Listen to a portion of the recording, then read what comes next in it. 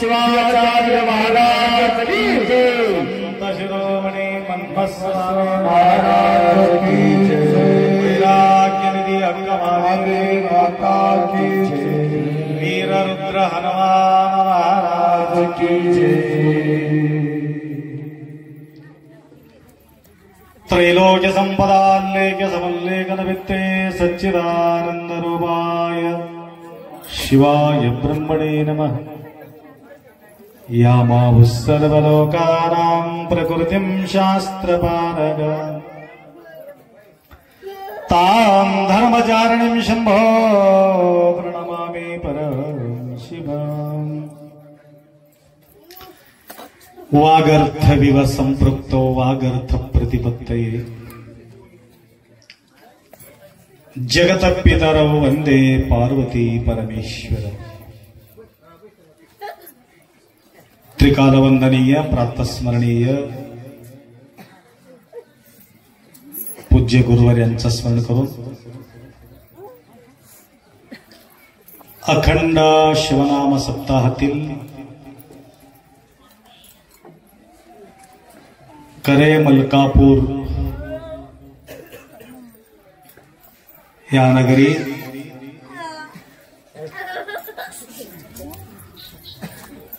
या सप्ताहाच्या माध्यमातून पुरीही सुद्धा या ठिकाणी आम्ही येऊन गेलो। आज अचानक आलो। बिनमांगे मिले मोती।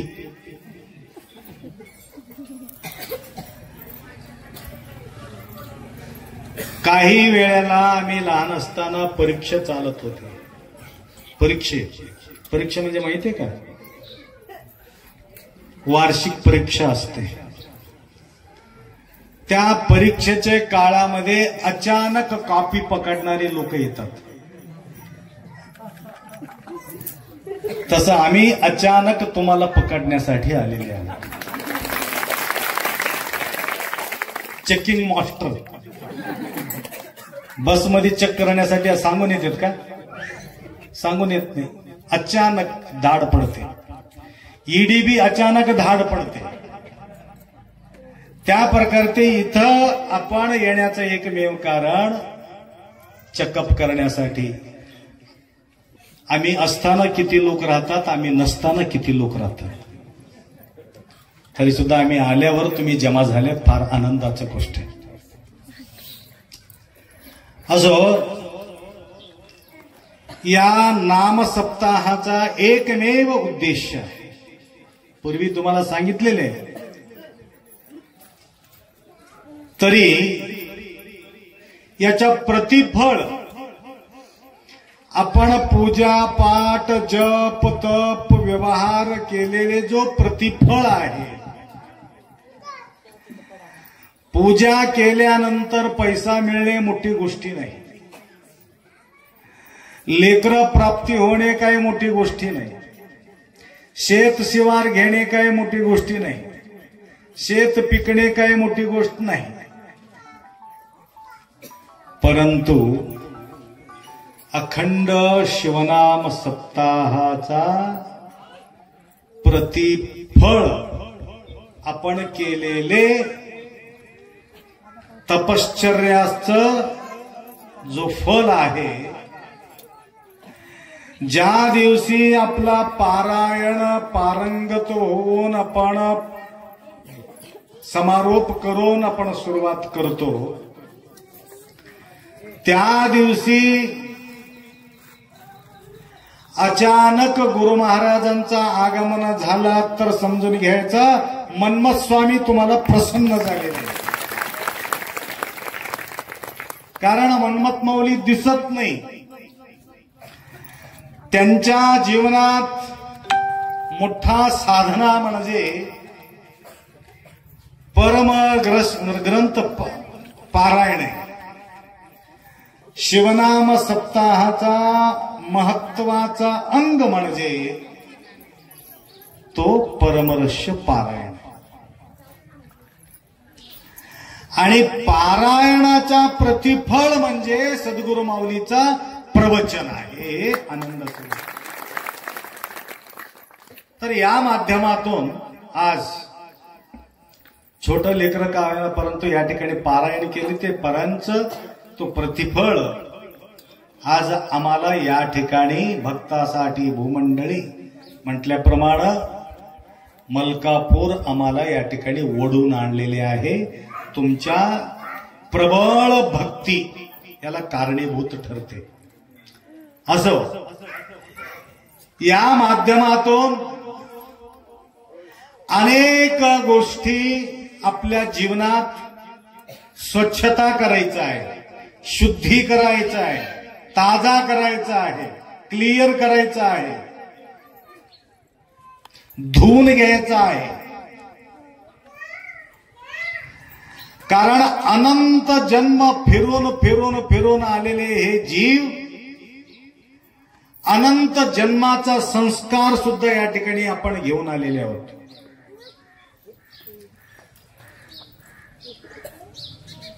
चांगलं कर्म किंवा वाईट कर्म, वाईट कर्म वाम मार्गाकडे वळत राहते. कितीही सावधान ठेवा हे डोळ्याला, परंतु पाहू नाही म्हटलं तर नेमकं तेच पाहणार आहे. ऐकू नाही म्हटलं तर नेमकं ते ऐकणार आहे. जे ऐकून घ्यायला पाहिजे ते ऐकू वाटत नाही, जे पाहायला पाहिजे ते पाहू वाटत नाही, जे बोलायला पाहिजे ते बोलू वाटत नाही. कारण अनंत जन्माचा संस्कार आहे. ते दिव वाती लावले जळून गेल्या वाटायला वास येते.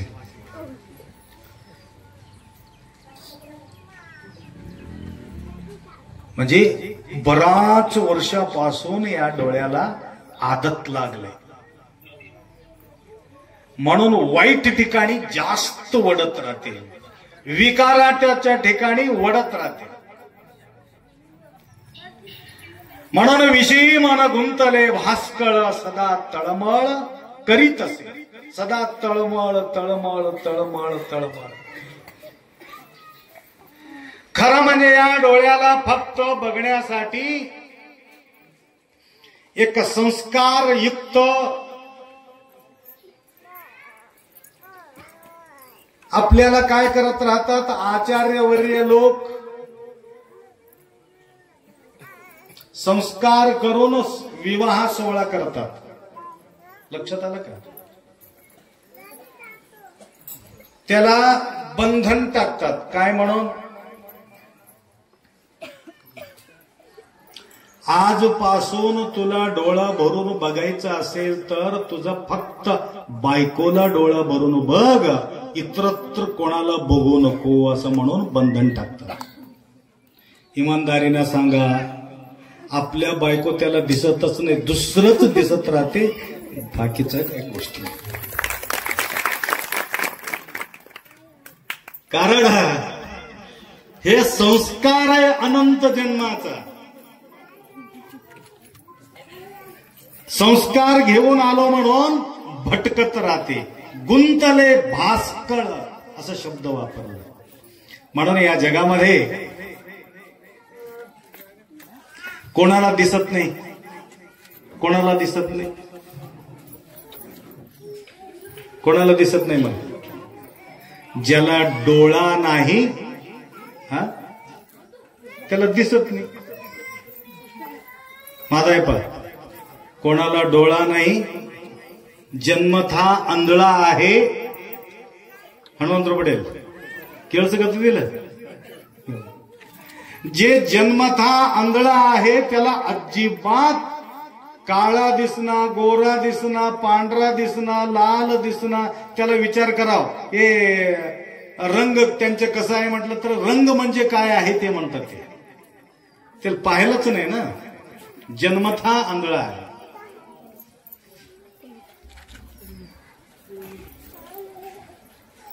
अजून एक आंधळा आहे, त्यालाही दिसत नाही.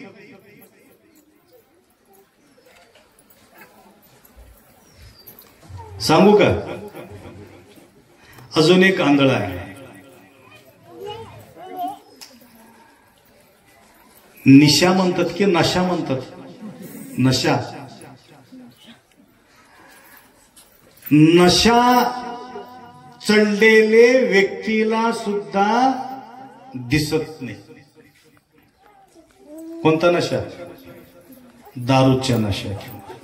फुल्ल पिलेले माणसाला सुद्धा डोळं दिसत नाही. आणि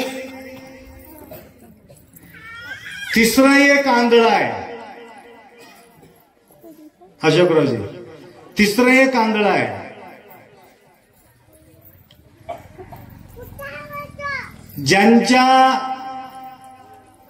जीवनात सगळ्याचा पाया पडून सगळ्याचा पाया पडून सगळ्याचा पाया पडून दान करावं दान करावं दान करा म्हणून भीक मागून ज्यावेळेस सत्तावर बसतो त्यावेळेस सुद्धा त्याला डोळ्यात दिसत नाही. ती एक आंधळा आहे. तुमचं पाया पडून पडून पडून पडून घर घर फिरून फिरून नंतर तुम्ही त्याच्या चक्कर मारावं लागतं. साहेब साहेब साहेब नंतर तुम्ही त्याच्या पाया पडावं लागतं. त्यावेळेस समोर आलेले माणसं त्याला दिसत नाही. ते एक आंधळा आहे. आंधळे लोक लय येते. लिस्ट काढलं तर लय मोठं आहे. आणि सगळे लोक आंधळे राहतात म्हणून नाही, सगळे सत्ताधारी आंधळे राहतात म्हणून नाही. सत्ताचा हाव भरलेले आंधळे राहतात. त्याच्यामध्ये सगळे चांगले. नरेंद्र मोदी काय आंधळे आहेत का? नाही. तेवढा मोठा पदवीवर असलेले माणूस साष्टांग दंडवत टाकतात संत दिसले की. याच्यापेक्षा मोठा काय गोष्टी आहे? रामाचा प्रतिष्ठापन करून साष्टांग दंडवत. ज्यावेळेस सत्ता त्यांना पैरी चढायचा आहे त्यावेळे नमस्कार करून त्या पैरीचा नमस्कार करून सिंहासन आरूढ झालेले आहेत. हे आंधळे नाहीत.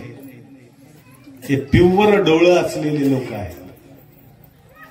काही लोकाला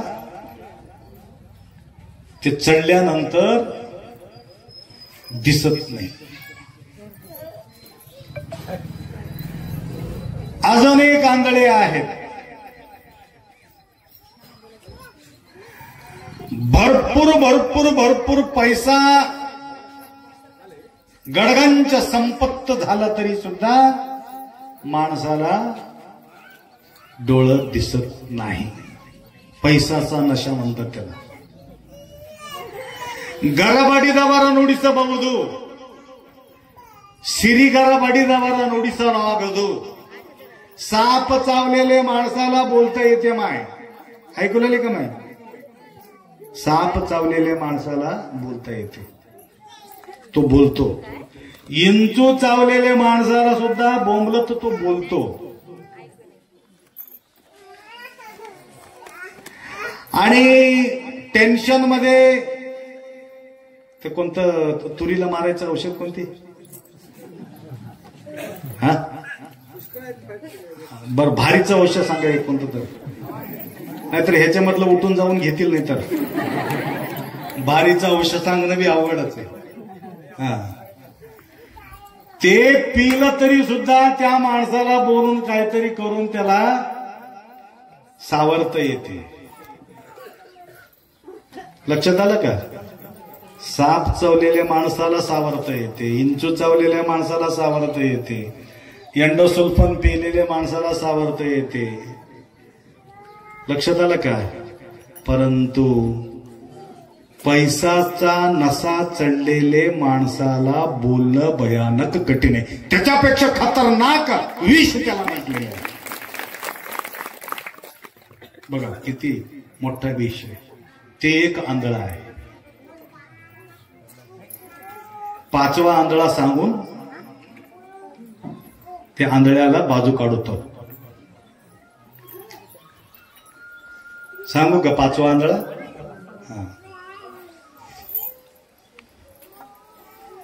कामातुराणाम न भयम न लज्जा, चिंतातुराणाम न सुखम न वेला, सुखम न निद्रा, क्षुधातुराणाम न रुचिम न वेला.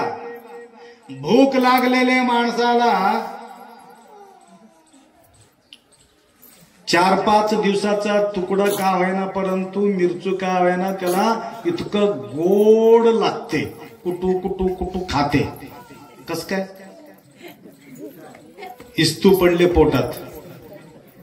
म्हणून क्षुधातुराणाम ना रुचिम न वेला, ना गोड पाहतो, ना तिखट पाहतो, ना आंबट पाहतो, शिस्त खातो. आणि फुल्ल जेवण करून आलेल्या माणसाला तुम्ही काही द्या त्याला नाव ठेवत राहतो. ते बरोबर नाही. हे कारण पहिले भरलेलेच आहे, कशाला भरोभरी म्हणते त्याने. क्षुधातुराणाम न रुचिम न वेला, लोभातुराणाम न गुरुर न बंधू. लोभी माणसाला ना गुरु कळणार आहे, ना वडील कळणार आहे, ना आई कळणार आहे, भजन मंडळी करणार आहे, कोणीही त्याला कळणार नाही. लोभी माणसाला ना गुरुर न बंधू. तर अजून एक आहे आंधळा, कामातुराणाम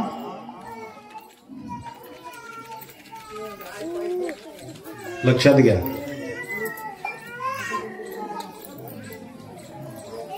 त्याला मान मर्यादा हे ते काही राहत नाही. एक प्रकारचे तोही एक आंधळा आहे. न कुल कळते, न गोत्र कळते, न परिवार कळते, न आई कळते, न वडील कळते, न भयम न लज्जा.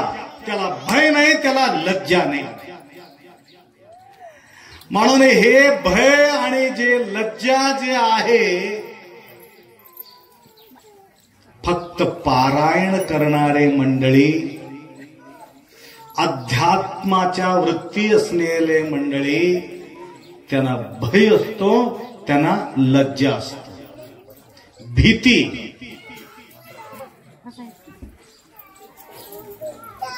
कोणाचं भीती वाटते माहिती तुम्हाला? कोणाचं भीती वाटते? भीती कोणाचं वाटते? दिगंबर पडेल. भीती म्हणजे कळालं का? भय.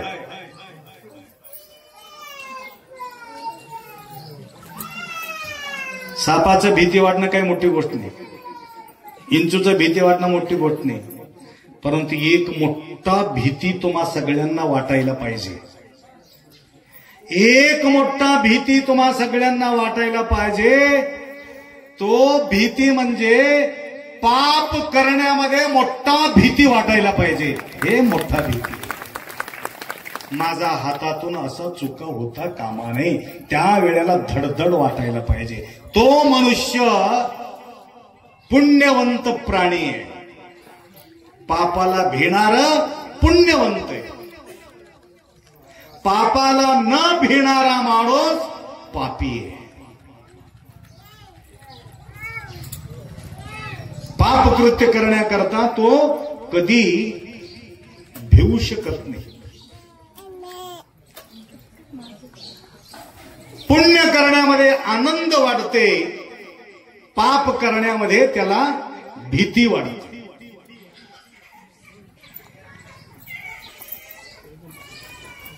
वेळ आहे की नाही ऐकायला? आहे का? मी बी लवकरच चालू त्यासाठीच. एक असा झडकून काढाव त्या ठिकाणी त्याच्यामध्ये शिल्लक राहू नये, रास असं करा. परवा गेलो होतो, सुंकनाळ म्हणून गाव होतं, सुंकनाळ.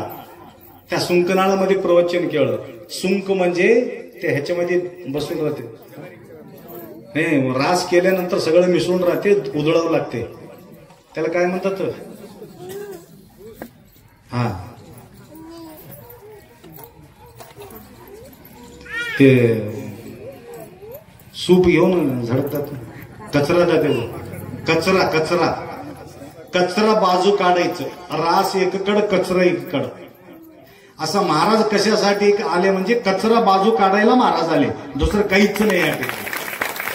महाराजांचं काम तेच, कचरा बाजू काढण्यासाठीच महाराज आहेत. लक्षात आलं का?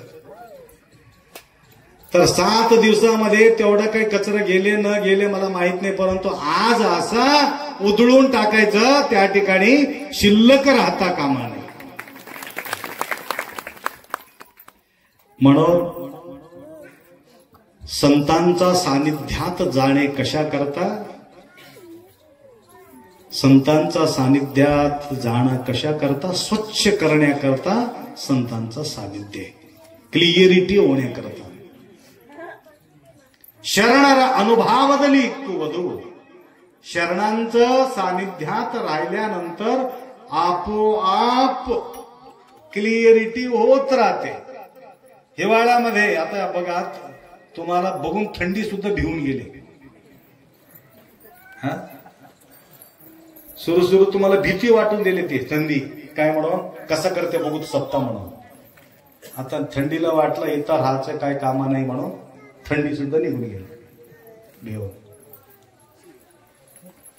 ऐसा शिवभक्तांना पाहून यमही थरथरला, थंडीच थरथर कापली तुम्हाला बघून. किती भाग्यशाली आहे तुम्ही, विचार करा. तर असं त्या थंडीमध्ये भयानक हिव वाजत असेल. त्यांच्या शेतात गेलो होतो, भयानक थंडी होत. इथं मुसलमानाचं गुरी बसविलेले माणसाला भयानक थंडी होतं. सुरू आलो होतो तर कुठं कुठं त्यांनी हे लावले, जाळ लावून शेकत बसले. जाळ लावून शेकत बसलं तर काय झाले, थंडीपासून थोडा आपल्याला बचावाचं झालं. फक्त इस्तू समोर उभा राहिला तर तेवढा थंडी बाजूला निघून जाते. तसं गुरुमाऊलीच्या सानिध्यात बसल्यानंतर आपोआप तुमचा पाप बाजूला निघून जा म्हणायचं गरज नाही. समोर बसले की झालं. घरात बसलं तर जमणार नाही, इथं मंडपामध्ये बसलं तर त्याचा प्रभाव पडतो. तर असो, या मंगलमय प्रसंगी 1-2 गोष्टी तुम्हाला या ठिकाणी बोलायचं आहे, तेवढा लक्षात ठेवा. सर्व हे जो धार्मिक जो वृत्ती आहे, धार्मिक वृत्ती जागृत होणे बरच पुण्य लागते. दान करावा, पूजा करावा, जप करावा, सप्ताह करावा आणि या प्रकारचे नियोजन करावं, हे सगळ्या गोष्टी करण्यासाठी सुद्धा बरच पुण्य लागते. पुण्य असल्याशिवाय असल्या गोष्टी घडू शकत नाही. आणि ह्या पुण्य कार्य करण्याकरता सुद्धा श्रद्धा लागते. करणं म्हणजे वेगळं, श्रद्धेतून करणं म्हणजे वेगळं. करणं आणि भावनेतून करणे. बघा, प्रत्येकाच्या थालीमध्ये चांगलं चांगलं चांगलं पोळे दिसू लागतं. मला बघून खाऊ वाटलं. सगळ्याच्या थालीमध्ये पोळे होते, पुरणाचं पोळे. काल सांगितले का तुम्हाला पुरणाचं पोळे करा म्हणून? मोठं मोठं केलं असलं तर सगळ्याचं पोट तर भरत होते. छोटे छोटे करून आणले इथे. पूर्ण आहे की त्याच्यात? ठीक आहे. कोणता काय, परंतु पोळे करून आणला फार आनंद झाला. पहिली बार बघितलो मलकापूर नगर, अनेक ठिकाणी बघितलं चॉकलेट दिसते, बिस्किट दिसते, दुसरं काय, परंतु पोळे मात्र मलकापूरमध्ये बघितलं. खरं खरं पोळे, तोची दिवाळी दसरा म्हटल्याप्रमाणे. तर हे आंतरिक प्रेम, धरोनी अंतरी दृढ प्रेम, दृढ प्रेम म्हटले याला, मजबूत प्रेम. अशा प्रकारच्या प्रेमानं हाक मारलं, देव आपोआप धावून येतो. एवढा प्रेमाच्या पोटीच उमरीहून 2 कार्यक्रम कॅन्सल करून इकडे आलो. बासरला कार्यक्रम होता, पाठोदाला कार्यक्रम होतं, उमरीला कार्यक्रम होतं. आता इथून मला कोटेकल्लूरला कार्यक्रम होते. कोटेकल्लूर कोणते इकडे बाजूला कोटेकल्लूरचं आता आजचे प्रवचन होतं, ते कॅन्सल करून टाकलो. कशामुळं? मलकापूरच्या पोळ्यामुळं. पोळी एवढा भारी आहे पोळी. विशेष दिवस असेल तर पोळी करतात ना. पहिले पोळ्याचं जेवण म्हणजे विशेष दिवस.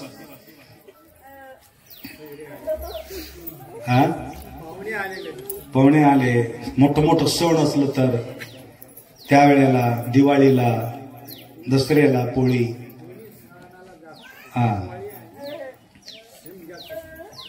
तूप पोळी आणि रस पोळी, आंब्याचा रस आणि पोळी. आंब्याचा रस कुठून आणते आता? आंब्याच्या सुग्गीमध्ये आंब्याचा रस पोळी. बाहेर नी म्हणताय ना अशोक. रसपोळी. तर मला आठवण आलं,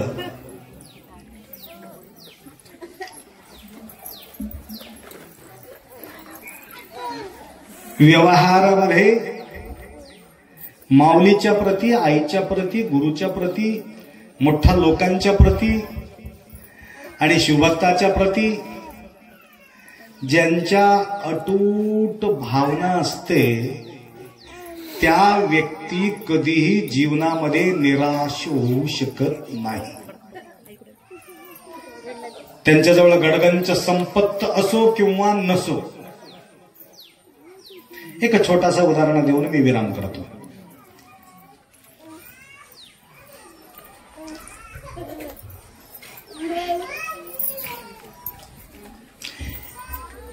एक मोठा श्रीमंत माणूस, तुम्ही कधी ऐकला न ऐकला मला माहित नाही, तरी सुद्धा तुमच्या लक्षात आणून देतो. एक मोठा श्रीमंत माणूस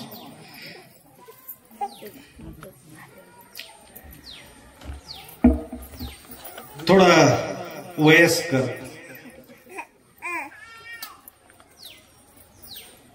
अधूनमधून बिमार पडत होता.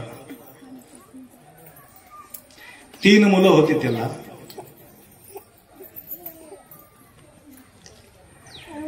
एक 2 मुलाचा विवाह संपन्न झाला होता, 1 मुलाचा नाही. लहान आणि मोठ्याचा लग्न झाले होते. ते दोघं म्हणू लागले, बाबा कधी काय होईल काही सांगता येत नाही.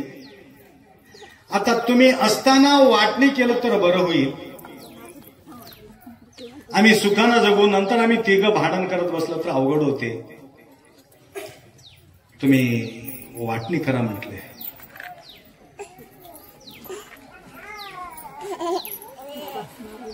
त्यावेळी तो वडील म्हणाले,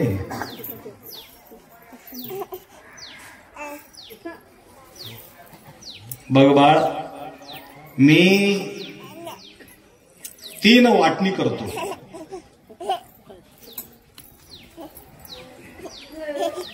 आजकाल भरपूर वाटणी होते. काय काय वाटून घेतो माय? काय काय वाटून घेतो?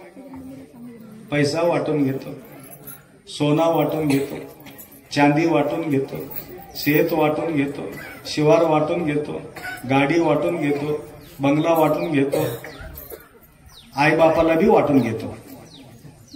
घेतो की काळ आले तसं. वाटणी करायचं आहे का आई वडील? नाही. तो म्हणाला, जवळजवळ माझ्याजवळ एक 10 किलो सोनं असेल, 100 एकर जमीन असेल, एक 4 बिल्डिंग आहे, सगळ्या गोष्टी आहेत. माझा या वैभवामध्ये 2 वाटणी करतो, अजून एक वाटणी, फक्त 3 गोष्टी माझ्या मुखामध्ये 3 गोष्टी आहेत. ते 3 गोष्टी एकाला देणार आहे, बाकीच्या प्रॉपर्टी दोघाला वाटून टाकणार आहे. कोण घेणार आहे माझ्या 3 गोष्टी म्हटले. जे 3 गोष्टी जे घेणार आहेत त्याला प्रॉपर्टी मिळणार नाही. ज्याला प्रॉपर्टी मिळणार आहे त्याला 3 गोष्टी मिळणार नाही.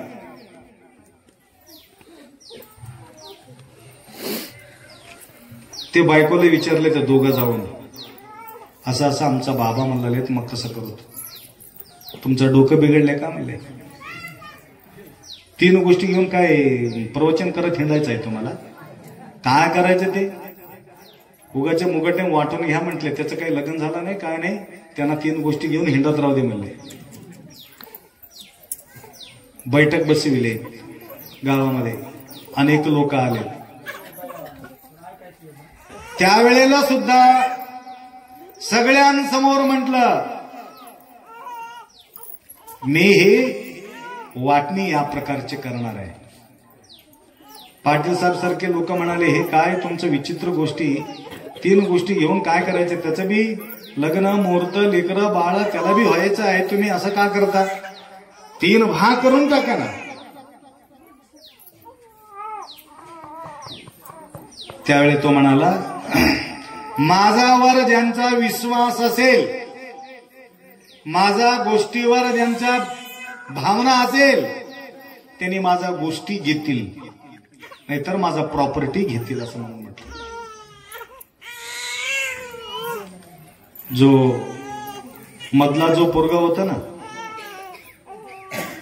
मनात नसताना सुद्धा त्यांनी काय केला, आता माझं लग्न तर नाही, आखरी भीक मागून का होईना परंतु खायला मला जमते, परंतु बाबाला मात्र सोडू नये, बाबाच्या गोष्टीच घ्यावं असा विचार करून, पिताश्री तुमच्या गोष्टीला मला मान्य आहे, तुम्ही जे 3 गोष्टी आहेत ते मला देऊन टाका म्हणले.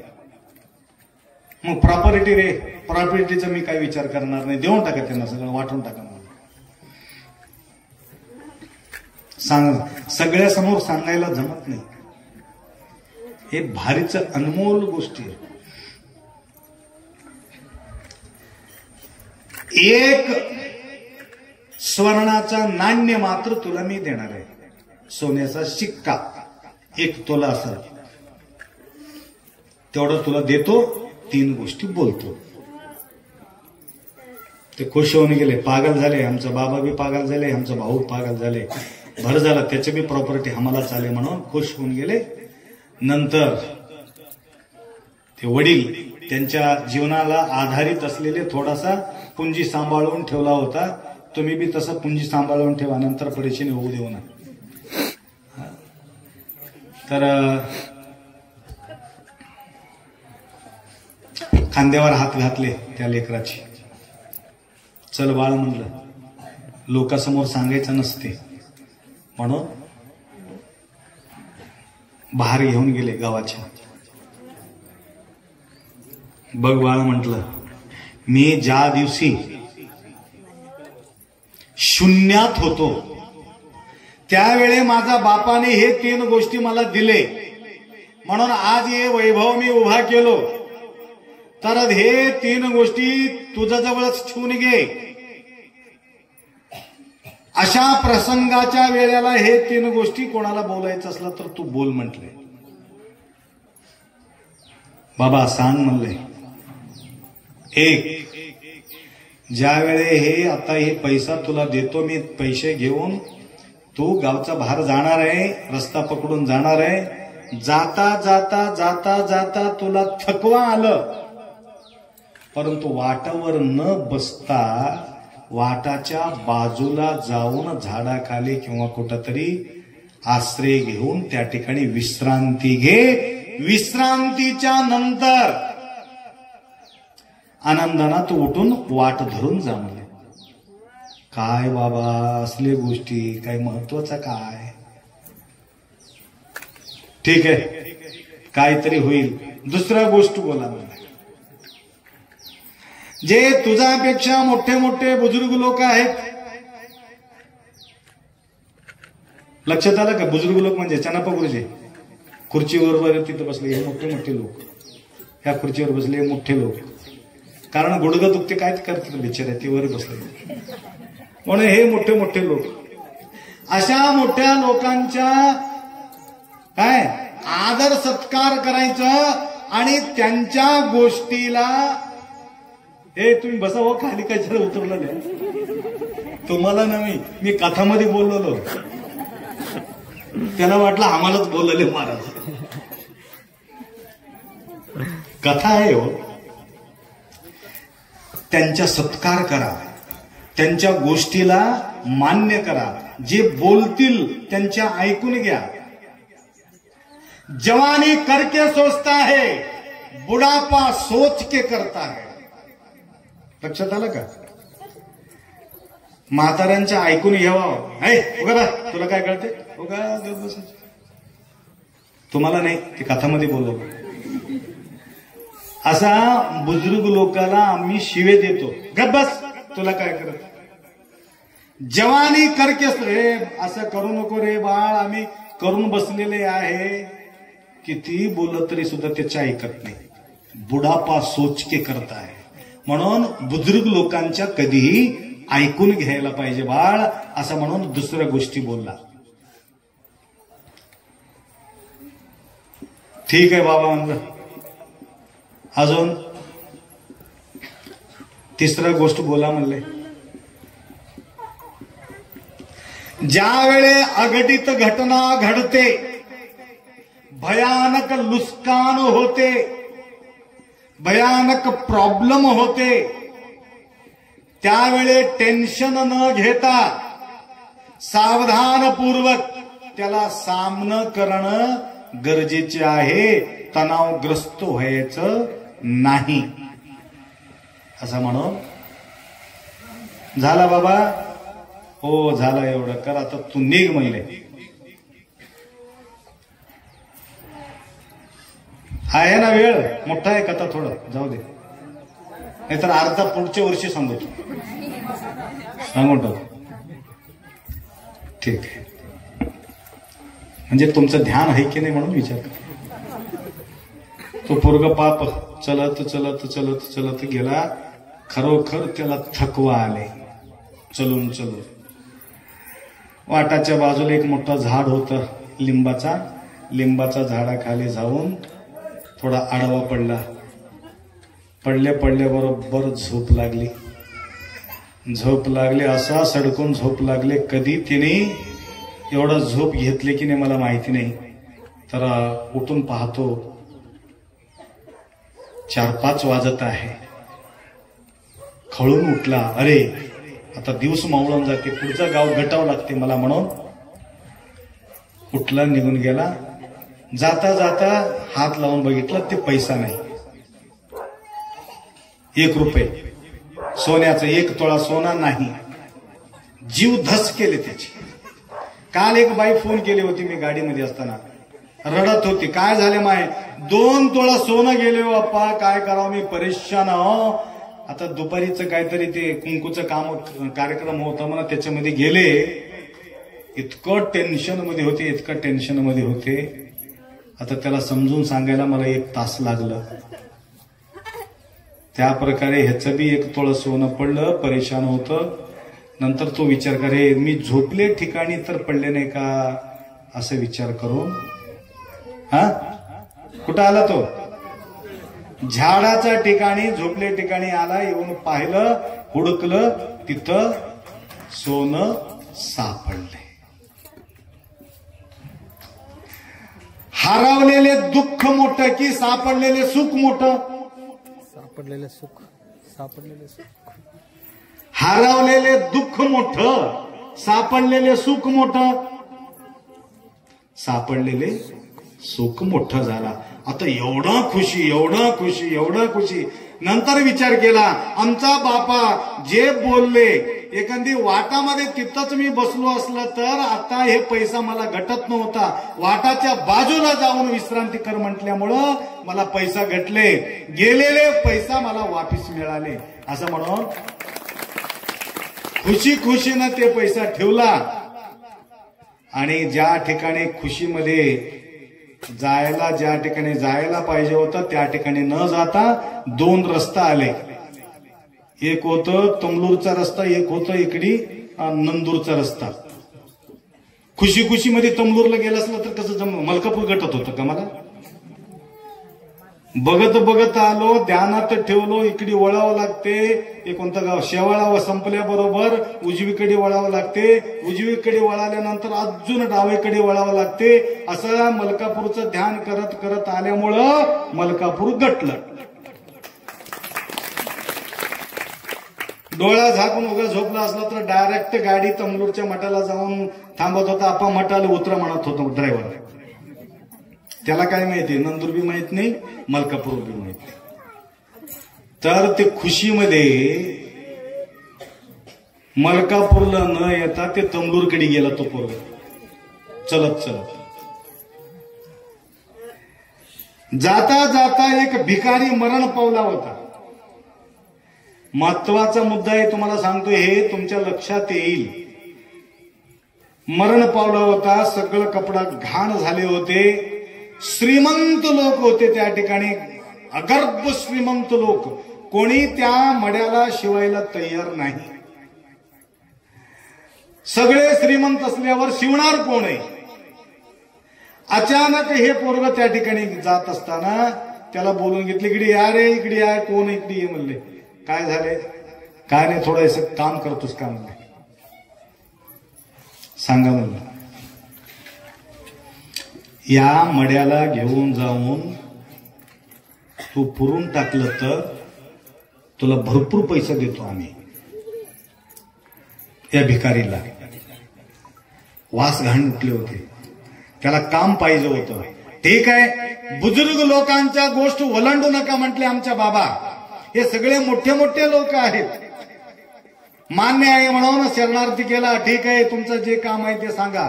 काय नाही, त्याला घेऊन जाऊन पुरून टाक.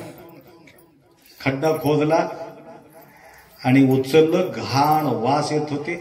त्याने म्हटलं, ह्याला तर आंघोळ करणं माझ्याकडून शक्य नाही, याच्या अंगावरचा कपडा तर काढून टाकून तसंच पुरून टाकतो. म्हणून ते अंगावरचा कपडा काढले. सगळं काळात भोर झाले होते. कव्वा स्नान केलं होते की पत्ता नाही. आता उलटा करून झडकले तेव्हा त्याच्यातला रोटी, भात, भाजी ते सगळं खाली पडले. पडता पडता पडता पडता त्याच्या अंगीच्या खिशातून एक रेशमीच्या कपड्यामध्ये बांधलेले एक गटोडा सुद्धा खाली पडले. म्हटलं, हे रेशमीच्या कपड्यामध्ये हे गटोडा काय आहे म्हणून उघडून बघितलं. करोडो रुपयाचा हिरा भरलेले त्या कपड्यामध्ये लपलेले होते. बघा, कारण या भिकारी भीक मागू नये म्हणून तिथलं राजा हिरा दिले होते. हे हिरा विकून अन्न खाऊ दे, आनंदानं शेत शिवार सगळं घेऊ दे असं म्हणून त्याला दिले होते. परंतु ते भिकारी मात्र त्याला उघडून न पाहता तसंच गटोडा राजा दिलेले प्रसाद, राजा दिलेले प्रसाद, राजा दिलेले प्रसाद म्हणून त्यांना लपून लपून तसंच ठेवला होता. परंतु माती करणारा या पोराला अचानक काय सापडले? बाबा, तुमचं गोष्ट ऐकलो बघा. बुजुर्ग लोकांच्या गोष्टी कधीही ऐकावं लागते, मान्य करावं लागतं. माती करा म्हटलो, परंतु माती करता करता मातीमध्ये मला हिरा सापडला. घेतलं, हिरा खिशामध्ये ठेवला. अजून त्या लोकाला येऊन भेटला, शरणार्थी शरणार्थी, एवढा तू मोठा काम केलास बेटा. म्हणून त्या लोकांनी सुद्धा जवळजवळ 2-3 किलो सोनं जमा करून त्याला देऊन टाकले. तू छान मुलगा आहे, आपल्या गाव सोडून तुम्ही जाऊ नका, या ठिकाणी तुमचं वास्तव्य करा आणि या ठिकाणी तुमचा कारोबार सुरू करा म्हणून त्याला दुकान लावून दिले. बघा, हिरा भेटले, सोना भेटले आणि साथ देणारे लोक भेटले आणि प्रगती करत करत करत करत त्या गावामध्ये सर्वात मोठा श्रीमंत माणूस तो झाला आणि एक मोठा घर बांधले नाही. आठवण ठेवा, कथा मोठं आहे. घर बांधले. हे घर माझ्या वडिलाला बोलून घ्यावा, आमच्या भावाला बोलून घ्यावा, भावजाले बोलून घ्यावा असा विचार करून एक माणसाला पाठवून दिले. असं असं तुमचा मुलगा असं बांधलेले. परंतु काय करावं, वडील देह सोडले होते. वडील न होते, परंतु दोन भाऊ होते. त्या भाऊला सांगितले असं असं तुमचा भाऊ त्या ठिकाणी मोठं वास्तुशांती ठेवलेले, तुम्हाला आमंत्रण दिलेले.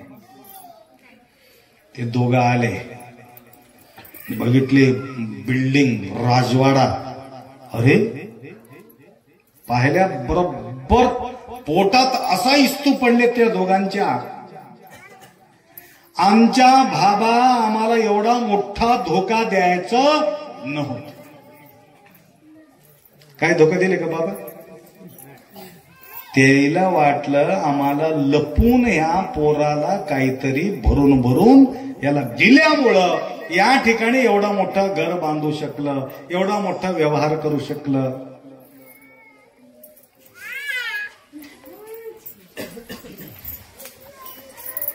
वास्तुशांती कुठे गेली की काय, त्या ठिकाणी दोघं बी येऊन जोरात वरडायला सुरुवात केली. तू कुठून आणला सांग, कुठं आणला सांग, बाबा किती दिले सांग.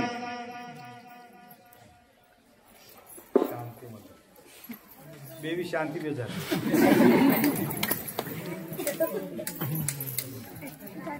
नमः पार्वती हर हर हर हर. नुकसान कधी होतो माहितीये का? पोटात इस्तू पडल्यानंतर करंट ऑटोमॅटिक निघून जाते. त्यासाठी पोटात इस्तू पडू देऊ नका.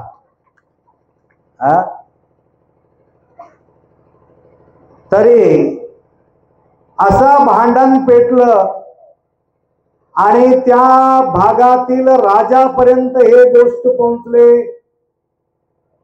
राजाला हे गोष्टी कळालं. नंतर या मुलाला त्या ठिकाणी बोलावून घेतलं. काय रे बाळ, इमानदारीनं सांग, काय गडबड केलंस का? त्यावेळी सांगितलं, राजा मी खरं बोललं तरी सुद्धा कोणी खरं पटणार नाही. या ठिकाणी थोडं विचलित झाला, भयानक विचलित. बाबा सांगितले होते किती मोठा नुकसान झाला तरी सुद्धा टेन्शन घ्यायचा नाही, सामना करायचा. राजा विचारल्याबरोबर टेन्शन मध्ये आला होता. नंतर हसत राहिला. तो हसत राहिल्यानंतर त्या राजाला कळाला यांचा काही दोष नसेल, म्हणून एवढा त्यांना हिंमत आहे.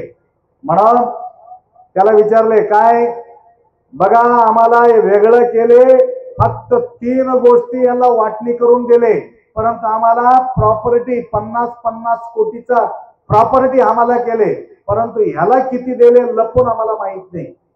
3 गोष्टीवर असं काही होऊ शकत नाही. त्यावेळे जे घडलेले घटना त्या राजा समोर ठेवले. त्या भिकारीचा माती सुद्धा सांगितलं आणि भिकारी जवळ सापडलेले हिरा बद्दल सुद्धा तो बोलला. त्यावेळी राजाला कळाला, बरोबर आहे, हिरा दान मीच त्या भिकारीला केलं होतो, परंतु तुझ्यापर्यंत पोहोचले, तू लपून ठेवला नाही, मला तू खुल्ला सांगितलेले आहे, त्याकरता तू निर्दोषी आहे. त्यावेळी त्यांनी सांगितलं, तुमच्या हे 2 भावाला काय शिक्षा द्यायचा तू सांग म्हणले. त्यावेळी तू उदार अंतःकरणानं बोलला, आमच्या या 2 भावाला अपेक्षा जास्त आहे, भूक जास्त आहे. मी आतापर्यंत कमाई केलेले प्रॉपर्टी मध्ये अर्धा प्रॉपर्टी देऊन टाका म्हणले त्याला. बघा एवढा उदार अंतःकरण असलेले व्यक्ती पहिल्यांदा मी पाहतो. माझा एकुलता एक मुलगी आहे, तुझं लग्न झाला नाही, माझा राजकारोबार सांभाळण्याचा सामर्थ्य तुझ्या जवळच आहे, माझा मुलगी तुला देतो, माझा राजाचा राजवैभवाच्या राजा करून टाकतो असं म्हणून त्याला आश्वासन देऊन. बघा वाटणीमध्ये काय ऐकून घेतो, बाबाचा गोष्टी ऐकून घेतो का? नाही. तुम्हाला मोठा व्हायचा असेल तर बुजुर्ग लोकांचा आदर सत्कार करा, सद्गुरु माऊलीचा सन्मान करा आणि निर्गतिक लोकांच्या सेवा करा. आपोआप आमचं कल्याण झाल्याशिवाय राहणार नाही. कालच मी युट्यूब मध्ये बघितलं, आता परवा तुम्हाला बोललो मी प्रयागराजला जाणार आहे आणि प्रयागराजातून एक हरियाणाचा एक व्यक्ती कौशिक ठिकाणी आढळले. हरियाणामध्ये एक श्रीमंत माणूस आहे. ऐकून आम्ही थक्क झालो. डेली 1 लाख रुपये दान करते म्हणे तिने, डेली 1 लाख रुपये. मी युट्यूब मध्ये सांगतो, ते ह्याला टाकतो, तेजारावला टाकतो. डेली 1 लाख रुपये. एक दिवस तो जाता जाता त्या रोडावरती एक पोरग खाली पडून डोकं फुटलं. बघितलं तो श्रीमंत. बघा काही काही लोकांचे किती त्यांच्या उदार अंतःकरण असते. त्या पोराला बघितलं, जाऊन जवळ जाऊन शुश्रूषा केले, दवाखान्याला घेऊन गेले. त्या दिवशी डेली 1 लाख रुपये तर दान करत होता. त्या दिवशी काय केला, 80 की 90 लाख रुपयाचा एक प्लॉट विकून 22,000 लोकांना पोलीस कडून हेल्मेट दान केले. 22,000. बघा 80-90 लाख रुपये प्लॉट विकून टाकून तेवढं दान केलं. त्याला कोणीतरी मुलाखती करणारे जे टीव्हीचे लोक राहतात त्याला जाऊन भेटले. तुम्हाला असं कसं देऊ वाटते हो? 10 रुपये द्यायचं असलं तर 10 वेळा आपण विचार करतो, तुम्ही एवढा कसं काय दान करता? त्यावेळी त्यांनी काय म्हटलं माहितीये का, माझा पार्टनर शंभू भगवान है इसलिए मैं कुछ नहीं कम गिरता हूं. जो कमाई केलेले ह्याच्यामध्ये 10% मी कमाई करतो, जास्त मी काही करत नाही म्हणले. 10 रुपये कमाई केलं, 1 रुपये दान करतो. 1 लाख रुपये कमाई झालं तर 10,000 रुपये दान करतो. तसं माझा डेलीचं इन्कम आहे 10 लाख रुपये, त्याच्यातून 1 लाख रुपये मी डेली दान करतो. परंतु ते परिस्थिती बघून मला असं वाटलं सिक्युरिटी करणं जरुरी आहे, किती लोकांचा डोकं फोडतील असं म्हणून मी एक प्लॉट विकून टाकून तेवढं मी दान केलं. मला म्हणजे अशा प्रकारचे सेवाभाव असणारे लोक आपल्या या भारताभूमीमध्ये आहे. नंतर त्यांनी बोलता बोलता म्हटलं, या अनेक साधू संत महात्मा लोक जवळजवळ 45 करोड लोक 2 महिन्यामध्ये त्या ठिकाणी आंघोळ करणार आहे. 45 कोटी प्रयागराजमध्ये. 1 करोड संन्यासी लोक येऊ लागले. 1 करोड लोक.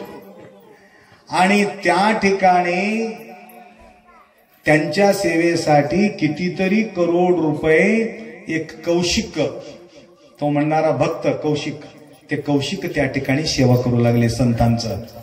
म्हणून हे भारतभूमी पुण्यभूमी आहे. लाखोपती लाखो प्रकार सेवा करत आहे, करोडोपती करोडो प्रकार सेवा करत आहे, हजारोपती हजारो प्रकार या ठिकाणी सेवा करत आहे. म्हणून या अखंड शिवनाम सप्ताह सहज होत नाही. काही ना काही दिल्याशिवाय सप्ताह होऊ शकत नाही. तरी सुद्धा तन मन धन अंतःकरणपूर्वक मलकापूरच्या वाशी भक्त मंडळी तुम्ही एवढा सुंदर या ठिकाणी सेवा करत आहात. श्रद्धावान लभते ज्ञान म्हटल्याप्रमाणे कधी कधी तुम्हाला बी वाटत असे महाराजाला वेळच मिळत नाही, वेळच मिळत नाही, वेळच मिळत नाही, म्हणून तुम्ही बदनामी करला तर म्हणून मी धावून आलो, वेळ घेऊन तुमच्यापर्यंत आलो. तर आता अजून 2 तास अजून बी इथं राहतो. No tension, no problem. त्याकरता कधी कधी बदनामीला भ्यावं लागते. झालो बदनाम देवा तुझे पायी, चित्त संसार लागत नाही. तसं आमचं बी चित्त मठात लागत नाही म्हणून आम्ही इथं आलो. लक्षात आलं? तुम्हा सगळ्यांच्या जीवनामध्ये सुख शांती समृद्धी आयुष्य आरोग्य ऐश्वर्य. आता या अखंड शिवनाम सप्ताहामध्ये विजू पाटील मला म्हटले, अप्पाजी कुठं आहात, परंतु आज तुम्ही आला असेल तर बरं होईल म्हणून त्यांनी सुद्धा आम्हाला फोन केले. पाटील परिवार, तर त्यांचेही मोठा त्याग आहे, योगदान आहे. या प्रकारचे गेल्या वर्षी मला म्हटले होते लवकरात लवकर मी उर्वरित काम थोडं करतो आप्पा म्हटल्यामुळं त्या ठिकाणी उरलेले काम सुरू झालेले आणि त्या ठिकाणी पटांगण वगैरे सगळं व्यवस्थित करून मोरम वगैरे टाकून त्या ठिकाणी छोटा छोटा कार्यक्रम आपल्याला त्या ठिकाणी करता येते. आणि या मलकापूर नगरी मोठे मोठे रत्न आहेत, हिरा आहेत, मोती आहेत. लक्षात आलं का? हिरा मोती रत्न कोण आहे? आमच्या भजन मंडळी आमचं हिरा आहे, आमच्या मोती आहे. आलं का लक्षात? आपल्या या एरियाच्या शोभा देणारे लोक म्हटलं तर मलकापूरचे भजन मंडळी, दुसरा कोणी आपल्याला आढळत नाही. नाहीतर दिगंबर पटेल नाराज होऊन जाईल, महादेव पण नाराज होईल. होणार नाही, कारण त्याला ते प्रेम करणारे आहेत. महादेवप्पा मलकापूरच्या लोकांना प्रेम करणारे आहेत म्हणून इथपर्यंत धावून आले. संतोषजी कुर्डीगी तर त्या ठिकाणी धावून धावून आलेले. साय होऊ एकमेका बजू कैलास नायका. त्या प्रकारे तुम्हा सगळ्यांच्या इथं चिंतन करतो. अधिष्ठान या ठिकाणी सूत्रधार अशोकरावजी गुडपळे शाळगावकर एक सूत्रधार होऊन या ठिकाणी तुम्हा सगळ्यांना लाईन लावलेले आहेत. हला फक्त गप्प बसून गेलं तरी बी मुश्किल आहे. लक्षात आलं का? गडगेकर महाराज दंड घेऊन मागे लागत होते म्हणे. आलं का लक्षात? महाराज बी होते नाही, आमच्या जवळ दंडच नाही. ते दंडाला बघून भीतात म्हणून दंड सुद्धा बाजूला ठेवलं. तरी सुद्धा आपल्या समोर जाणारे माणसं चांगलं वाट धरून जातात. कधी कधी दंड बी घेऊ लागतो, कधी कधी शब्द बी घ्यावं लागतं. दंडम दशगुणम भवेत म्हटल्याप्रमाणे त्या ढोर काही नीट जाणारे ढोरा राहतात. त्याला हले म्हणायचं नाही, हो म्हणायचे नाही, हा म्हणायचं नाही. इतकं सुटलं तुमच्या शेताला जाऊन थांबणारे काही लोक ढोरा राहतात.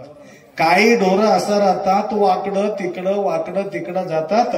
तशा ढोऱ्याला अशोकराव सारखा माणसाची गरज आहे. लक्षात आहे? हो म्हटले की थोडं वाटाला येत राहतात. त्याकरता अशा प्रकारचा जो संधी सेवा त्यांनाही सुद्धा या ठिकाणी लाभलेले आहे. तर तुम्हा सगळ्यांचं अभिष्ट चिंतन करतो. दर दिवस या ठिकाणी अन्नक्षेत्रामध्ये सेवा केलेले सर्व भाविकांना सुद्धा गुरुमाऊलीचा आशीर्वाद असो. असाच निरंतर सेवा करण्याचा शक्ती गुरुमाऊली तुम्हाला कृपा करो, एवढा अपेक्षा व्यक्त करून दर दिवस थंडी असो, ऊन असो, ताप असो, हिवाळा असो, वारा असो, वादळ असो, काही असो, दररोज तेजाराव तेज रीतीनं धावून तमलूरला येऊन सेवा करत आहे. त्यांनाही सुद्धा गुरुमाऊलीचा आशीर्वाद असो. तर एवढा अपेक्षा व्यक्त करून 2 शब्द या ठिकाणी विराम करू. सांबजय नमः पार्वती हर हर महादेव. हर हर महादेव. सद्गुरु शिवानंद शिवाचार्य महाराज की, सद्गुरु बसवलिंग शिवाचार्य महाराज की जय. कपिवर्य महारुद्र हनुमान की